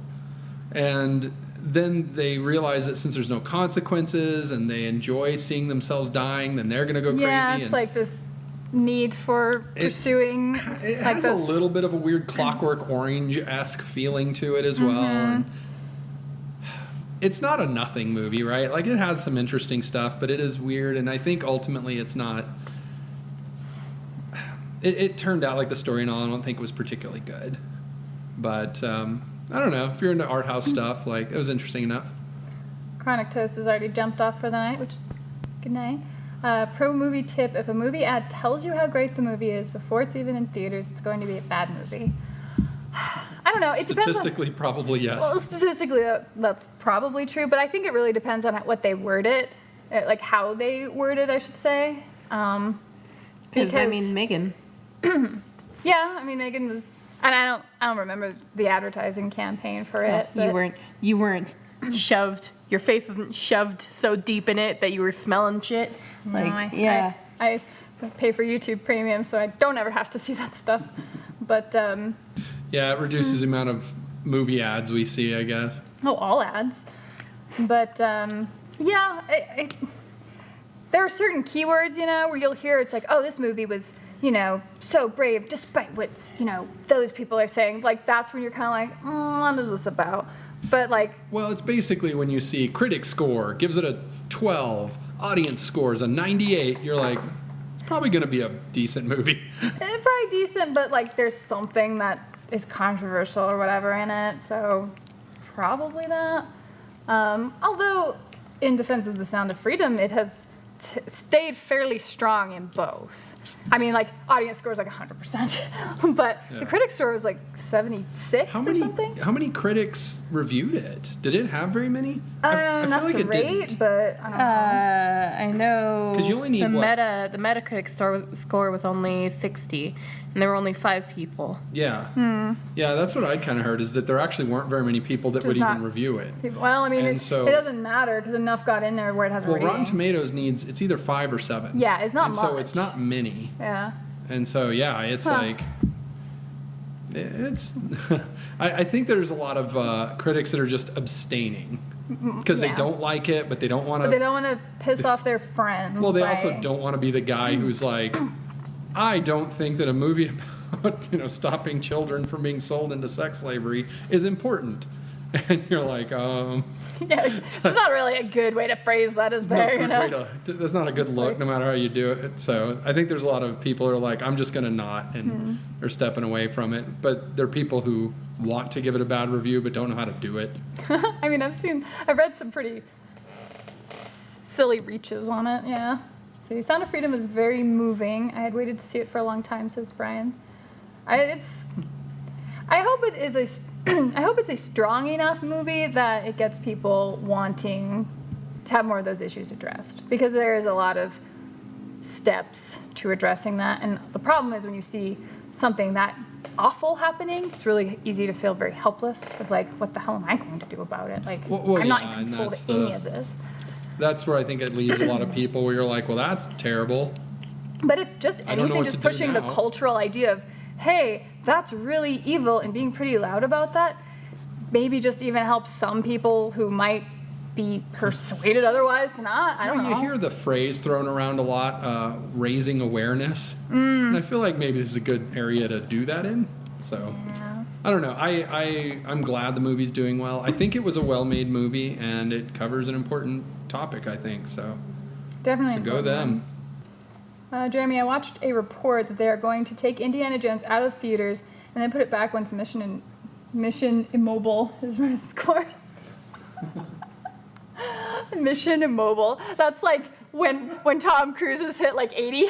That's when, I mean, that was probably closer to Indiana Jones, right? Like the actual Harrison Ford movie. I mean, good on him. He's staying active, I guess. But wow. Oh my goodness. I've heard it called Indiana Jones and the Reasonably Priced Condo. I don't know. I don't think you can salvage the DC cinematic universe. They've tried, 4 or 5 times? The same people have tried 4 or 5 times. Like, you could easily save the DC franchise. Like, those IPs are still amazing. You could have a fantastic Storm movie. You'd have a fantastic That's not DC. DC? Oh, you're right. That's Marvel. Okay, DC's Catwoman. You could have an amazing Catwoman movie. You could have an amazing Batman movie if you would do that again. You could have an amazing Well, Wonder Woman movie. I've heard of this, and I think this is correct, where I think James Gunn, because he came on and he's like, hey, I'm doing the new universe, and we have this 8-year plan. And it's like, I think that what he should have done is like, hey, we're coming out, and we're going to make a Superman movie. And just not talk about whether or not it's tied in or what universe it's in or any of that. They're just like, we're just going to focus on a Superman movie, you know? And so we're just really going to lean into it. They should have kept Henry Cavill. That was so stupid. But kind of reboot it, but just don't talk about rebooting it until they've made a movie that's really good and people are excited about it. And they're like, yeah, this is the direction we're going now. And here's how we're going to do it. But instead, he's like stepped down. He's like, okay, we've gotten rid of some people, and it's a whole new thing. And they're like, yeah, you guys still have like 2 or 3 movies coming out, don't you? And they're like, yeah, those might be related. They might not. I don't know. And it's There's just like, there's no anchor that is being planned around. There's not a. well, you know, there's no mastermind behind. I mean, any there's of it. 2 anchors in the DC universe that are like, you know, you think of anchor stores in a mall. There's like 2 major anchors, 3 Like really, but Batman and Superman. Or? Batman, Superman, and quite frankly, Wonder Woman ain't bad either. Like No. those 3, everyone in the world knows. Yeah. They just know who that is, and it's Yeah. like you just need to. I mean, they kind of did it. The first Wonder Woman was actually pretty good, and The people ending were- was like, but yeah, I really liked the first one. yeah, So. and so they could have done that, but I don't know. Jeremy, there's a rumor floating around that Lucasfilm's up for sale, and guess who's rumored to be buying it? I don't believe that rumor, but who knows? And I agree with Dave Dogg. Nick Cage is the best Superman. Maybe right behind Henry Cavill, because man, that dude, he's the heart of Superman. So you know? Christopher Reeves was as well. Like yeah. I feel like and I grew up watching. I quite frankly feel like Christopher Reeves and Henry Cavill would hang out. Like they'd be, you know, they Yeah. have very similar Be good temperaments. guys. I think. Hopefully, yeah. For everybody in the chat though, you guys should look up the Christopher Reeves auditioning for Superman on Saturday Night Live. It's a hilarious skit. It's really good. Well, I know, and I'm gonna watch right after this. Let's see. Cavill was bankable, but Gunn and DC blew it. They could have used Flash to reboot the whole shebang and made fresh, shiny DC movies and given a clean start to everything. Yeah, and there's a lot of reasons that isn't happening. Yeah. But you know what? It's probably better off for us because Henry Cavill is heading up a 40K TV show. Oh, yeah. And that probably wasn't going to happen if he was just busy doing Hollywood movies. And keep in Witcher. mind, Henry Cavill bought the rights to 40K before talking going to Amazon, which means he has creative control. Not And- Amazon. And I've seen interviews with that man. That guy is sharp. Like, he knows what he's doing. So I have the utmost confidence in him. And I look forward to what we get. Marty Joe. Hey, Marty. I can't wait for LeBron James Friday the 13th movie. Oh, It's like pizzas. Even if it's bad, it's still pizza. You know that's what? like a DJ set view on There's a pizza. movie that I don't remember if we saw this year or not. I thought it was this year. But when the Foo Fighters made their horror movie, That was That was last last year. year. Was that last That was year? for Halloween. We were around there. I wanted that to be better than it was. Same. I was so excited for it, and it was like, eh. Yeah, I didn't hate it, fine. but it was just eh. And I was like, man, I really wanted them to And make I a good- love horror films. Like horror films, that's my Yeah. jam. Well, and Flo's when a big I horror go, fan here. a horror Camera film. froze. Oh no. Yeah, we fixed it. Thank you for the heads up. Yeah, Oh, what was it? It was Studio 666 was the name that of the was film. it. Yeah. Yeah, real excited for it. Kind of disappointed. Yeah. Shell, copyright law in the United States dictates that works published after the 95th year of publication will no longer be affected by copyright. This means that characters such as Superman, Wonder Woman, Mickey Mouse, Captain America, and Batman will be entering the public domain within the next 15 years. Wow, thank you, Shell. The more you know. Assuming that the lobbyists don't go back and it's extend mo- the years well, again. It's mainly That's Disney the issue. that's the lobbyist. Yes. But Disney's kind of lost a lot of clout, a lot of power, and like they really have. Well, they've kinda- lost a lot of goodwill from the public, but Yeah. I don't know what influences they have with lawmakers. Well, that's what I'm saying. A lot of power. You think they've lost that as too? well. Not. Okay. I mean, they're not like powerless or anything, but they're not what they used to be. And so I don't know. I don't know how what good they're going to be at lobbying. they've definitely made political enemies at this point, so it's going to be more difficult for them to lobby for things right now. Yeah. To lobby for laws to be passed. I mean, there's a good They're struggling quite a now. quite a lot of Congress that's not a big fan of them anymore. So I don't know. I sure don't know if hope they'll be they able to do can't. that. Like I hope that things finally are allowed. Just got to shine enough flashlights on it. Well, so the reason I think about that, and it's interesting because they said several names: Superman, Wonder Woman, Mickey Mouse, Captain America, And Captain Batman. America too, huh? And so I want to see fan works with those movies, like, and I mean like a $50 million movie of Superman done by someone who loves Superman. I want to see that, right? And quite frankly, I mean, if it's 15 years, Cavill's out. Yeah. You know what I mean? Unless he plays, I think there's like an older Superman comic, but I don't know as much about that. But like, whoever, you know what I mean? Like, I feel like whoever would bring that in. I mean, I feel like we'll get a really good Superman when that hits, and I mean a Wonder Woman. I imagine you can get an amazing, interesting Wonder Woman with that. Oh yeah. And so I don't know. No, I'm you curious to see. suddenly have a diversity and democratization of ideas again. And, Yes. And may the best one win. Oh, no, you and you'll know? have a bunch of crap. Yeah. You have crap movies that come out, and people get to go, I don't care, and ignore them. But then you'll get Or really they good do watch it and movies. they enjoy it anyway. Well, or you get really good Or ones. you get good ones, yeah. And people are like, oh, well, that's my official canon now.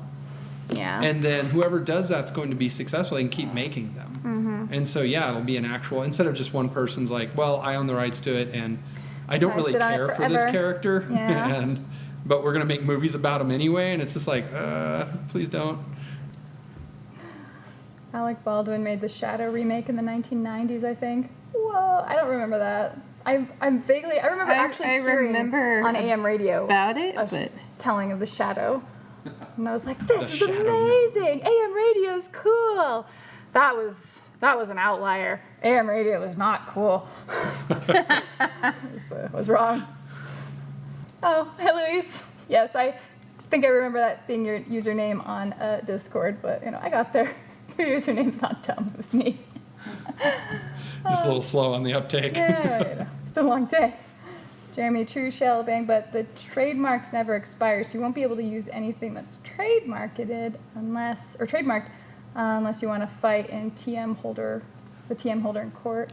Yeah, I don't know how a lot of that stuff's going to get addressed. So much of that has become, enough IPs have become such cash cows that there's a lot of motivation to. All I know is when you can make Winnie the Pooh, Blood and Honey, and Disney isn't able to shut you down, can't do anything about it, then yeah.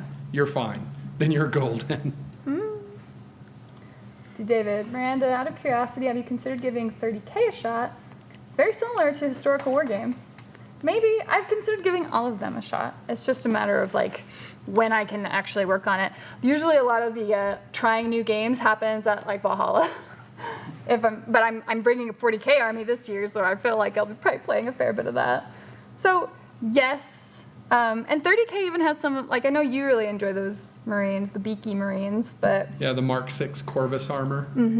But I mean, that was in 40K until GW's like, how about we just don't, and we make these other Marines. And you're like, okay. And so I don't know, maybe like Titanicus looked cool. 30K looked cool. Kill Team did look cool, but the rules were different enough that I couldn't get into it. I really liked Warhammer Underworlds. Warhammer Underworlds. And then they went over to Warcry, and Warcry was like a little less interesting. Well, once I started learning that like characters aged out of the game, they're just like, what are you doing? I don't know. And then I was a little less interested, but... Yeah, but I have such a pretty Night Haunt army. So pretty. Mandragora, Sorbo's Hercules is almost the definitive Hercules over Marvel. It's so popular. Kevin voiced over Herc for God of War. That's Which I didn't awesome. know that. That's awesome. And Destra Panda La Historia leaned heavily on Sorbo's appearance for their music video. Oh, I love that. These people should have been funny. It wasn't. The only laugh I got was from the Uber part. Oh, those people. You people, I think. I hate that some movies, because they don't fit into another genre, is labeled as comedy, like Bird Year. Did you guys watch Cocaine Bear? Yes. We did watch Cocaine Bear. Yes. Which one was that? Yet another one that I was kind of hoping it'd be a little better than it was. Yeah. Same with Knock at the Cabin. Where you're just like, okay, I will basically go see anything M. Night Shyamalan puts out, because he's got ideas, and I rarely see them really like fully work out, but there's always something there. Knock at the Cabin was just so There's a certain philosophical problem that the movie has that... Yeah, I think it had a didn't really hard address. time surmounting. Yeah, so... Puss in Boots: The Last Wish was good. It was a genuinely good movie. It's probably the Puss best in Boots. animated movie. I don't even like Puss in Boots. Yeah. Like, that character I kind of hate and always annoyed me, but this movie was really good. Yeah.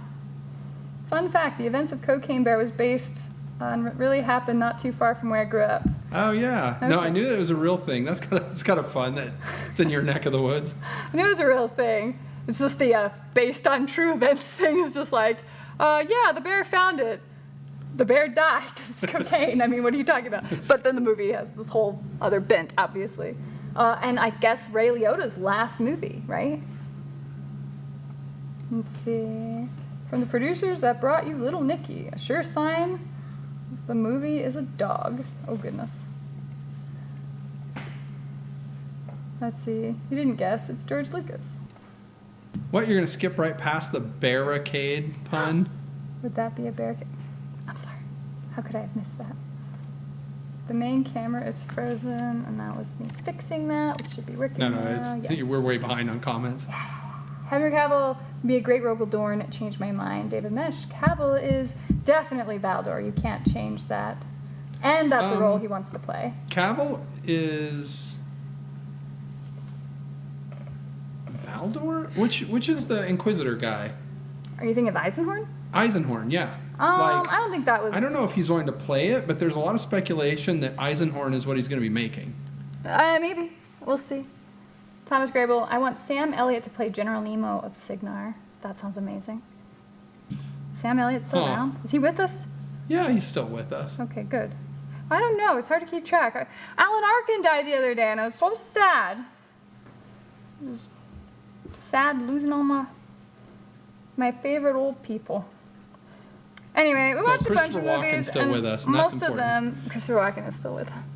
That man was literally like of my nightmares as a child because he was in Communion, and Communion traumatized me as a kid. Like, I was so terrified of the dark, and I had to jump to my bed because obviously something was going to come out from beneath it. Because Christopher Walken was under your bed. Like, he just freaking terrified me. And now I'm like, oh, watch any movie you're in, you're so funny. Like, I don't know. You grow up and... I'll be real sad when Michael Caine goes. Michael Caine, Michael Keaton, I don't know, all of them. See, I want to see that movie, The Shift. I love movies where the dude faces nigh insurmountable odds to save the love of his life.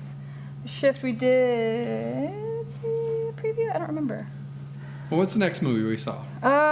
We'll have to kind of rapid fire them. We saw Missing, which was that young girl, her mom goes missing. Oh, She's it was like media the whole movie's kind of through computer screens yeah, and phones. cameras and It was security cameras. pretty solid. It was actually a decent movie, yeah. No, that was one of those ones where I was just like, no, screw this movie. Screw this movie and all of your advertising. There was paper. I don't because you care. saw it I all. don't want to see it. I'm even into horror films. Y'all can suck it. Yeah, it had a lot of push. It reminded saw me of the way a lot Blair of- Witch was pushed. Yeah. Then Cocaine Bear, Luther, the Fallen Son, which didn't mean much to us because we never watched the TV show. I didn't realize it was part of a TV show. I was just like, well, this really is picking up just in the middle of something. Operation Fortune, Rose de Guerre. Wait, Operation Fortune. That was the Guy Ritchie movie with Jason Yeah. Statham and Oh, Aubrey Plaza. Aubrey Plaza and Hugh Grant, and it was so boring. I thought it would, yeah, like it was So boring. surprisingly boring. I was, and Guy like those Ritchie. actors are all people I just want to see, but it just didn't land it. I Yeah. don't know what's going on. And Guy Ritchie, I generally like. I mean, we saw the next Guy Ritchie movie and it was really good. Creed 3, which was pretty good. 65, which was, whoa, It was, bizarrely boring. Like, what a bland movie that was. yeah, it really was. It was like utterly forgettable. Then Craving, which we went to the theaters to see, which is the movie I was in. Jesus Revolution, because why not? That was Because way Kelsey overrated. Grammer's in it. I like Kelsey Grammer. a lot. Kelsey Grammer, yeah. And it's like, It what was was- the fuss about? And it was, It's fine, It but it was was- just whatever. I didn't like the message at all. No, I didn't either. We saw Scream 6, just okay. Like, Scream tends to stay pretty stable. Even the worst Scream movie is still better than almost every sequel out there. Shazam, Fury of the Gods, which was okay. It was fine. It was fine. The third act got a little stupid, but it was Yeah. fine. Yeah. Inside, which is I think the only movie on here we rated a 1 out of 10. Oh my god, I hated Inside. Inside was painful to watch. Like Willem Dafoe's good, but man, I was done. Yeah. I was waiting for that movie to be over. It was awful. John Wick Chapter 4. Which was fine. He's a superhero. He's just a video game character. That was all. Yeah. Including actual just video game cutscenes. I'm pretty sure I'm not it's gonna lie. cutscenes. I'm sure most people here have seen John Wick 4 because everyone sees John Wick. When it got to that like stairwell and he got up to the top of it and he fell back down, I was genuinely like, "Oh my god, we're gonna have to go Like, through we're this gonna again." do this again.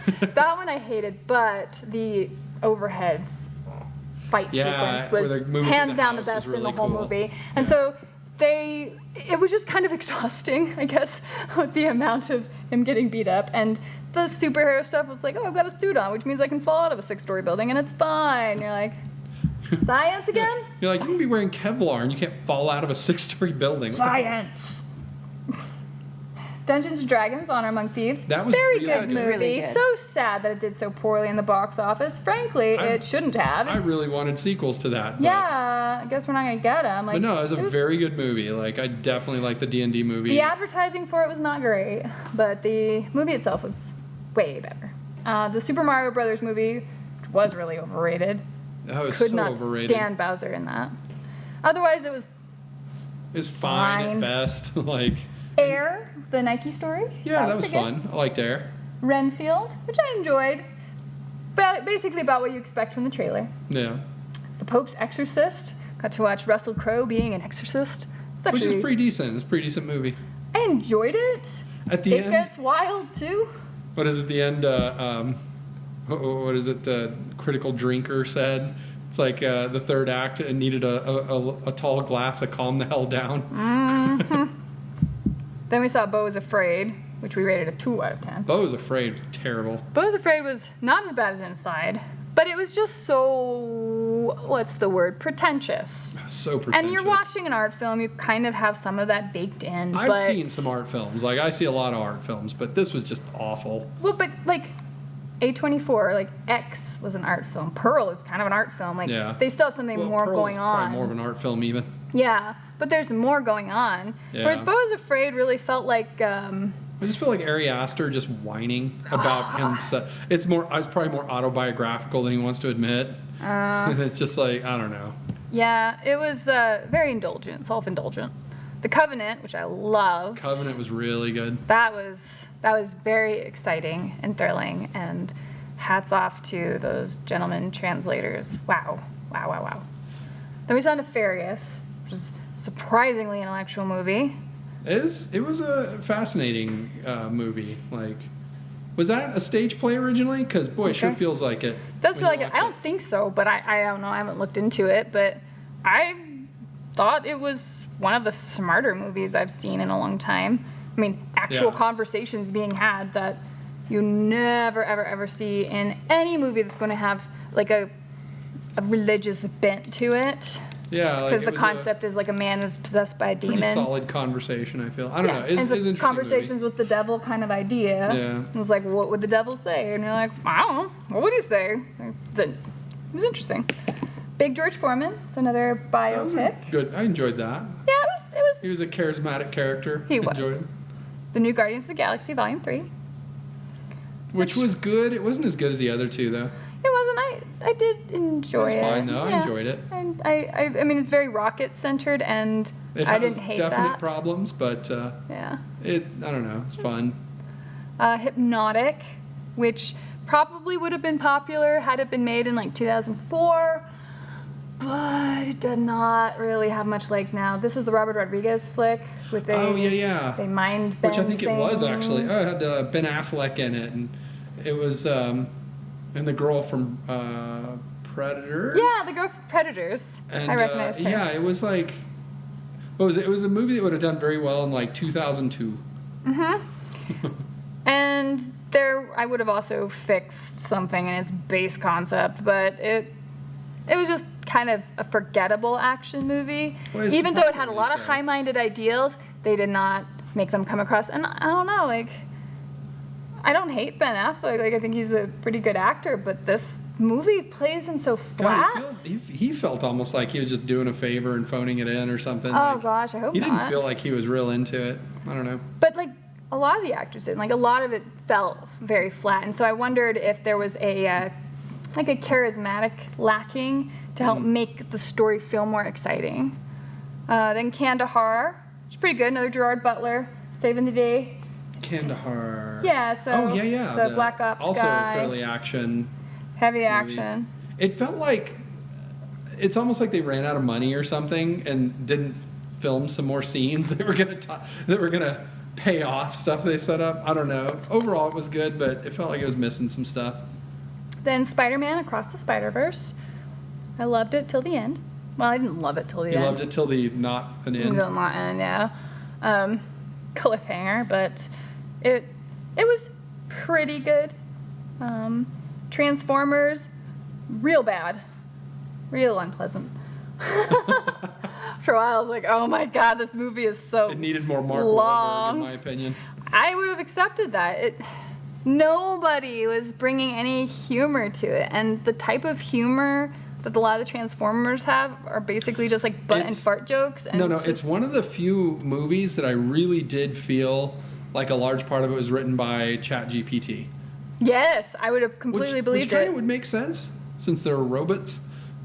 But like some of the dialogue and stuff, I'm like, man, it really has that like false DNA of a sentence structure and stuff that ChatGPT has. Like you can kind of hear it in there.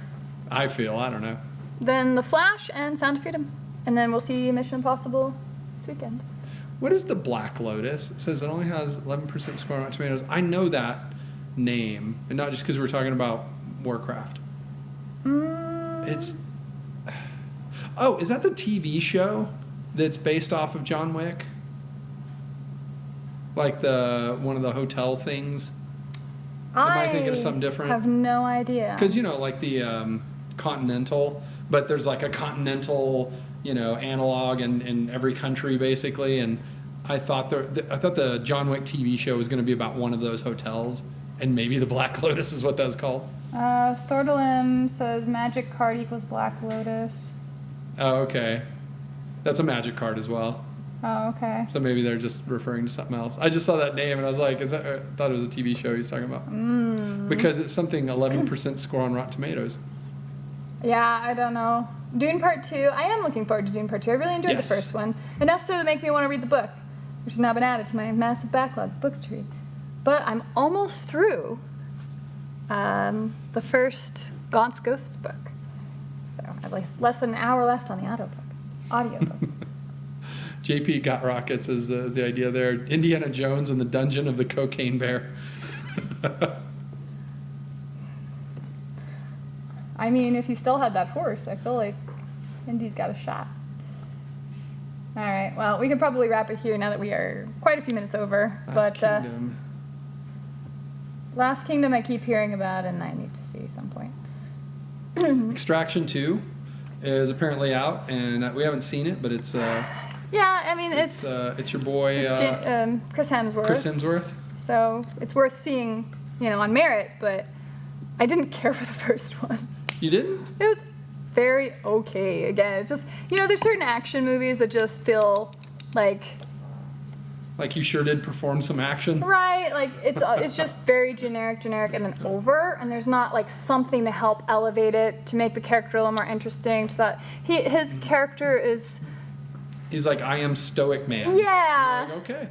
And that's fine, but he needed someone to bounce off, and I don't think they gave him anyone. So it just ended up feeling a little bit more forgettable. Was at least my issue with it. So, but I mean, we'll see what Extract 2 looks like. So. There you go, Jeremy. Oh gosh. Said it. Oh man. Well, that's the high praise there, Jeremy. Oh no. The soldier uses military training against a local crime organization in Amsterdam to rescue the kidnapped daughter of his dead friend. And Jeremy used his military training to avoid falling asleep while on watch duty. Yeah. We'll see. So anyway, that's it for tonight. Thank you all so much for hanging out and painting and chatting, or hobbying and chatting. Feel free to post to my Facebook page if you want to share any of the stuff that you worked on tonight. I'd love to always follow up with that afterward. And I guess you finished up the rattlings tonight, huh? Yeah, rattlings are done. Ursula Creed just got washed. She just needs to be brought back up now. She needed a bath, as one does. So anyway, we're going to sign out. I'll be answering questions in the chat if you want, because we've got our little sign-out thing. But we'll see you in 2 weeks, which from today is the 26th of July. So you all have a wonderful evening and rest of the week, and take care of yourselves. Bye-bye.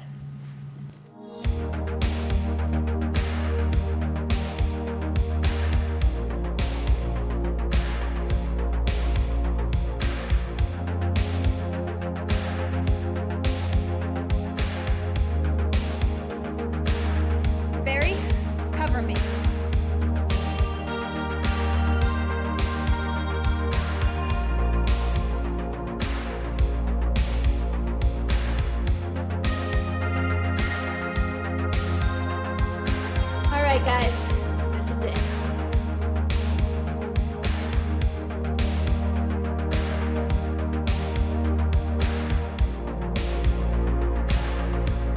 Copy that.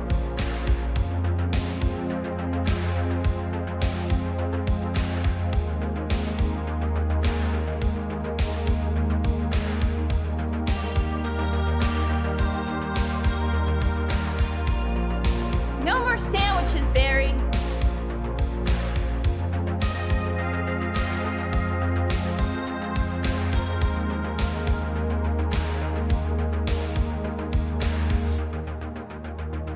What's wrong with this place?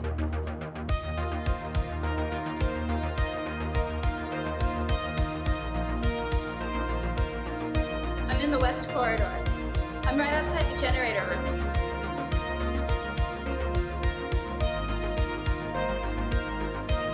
I'm out of bullets.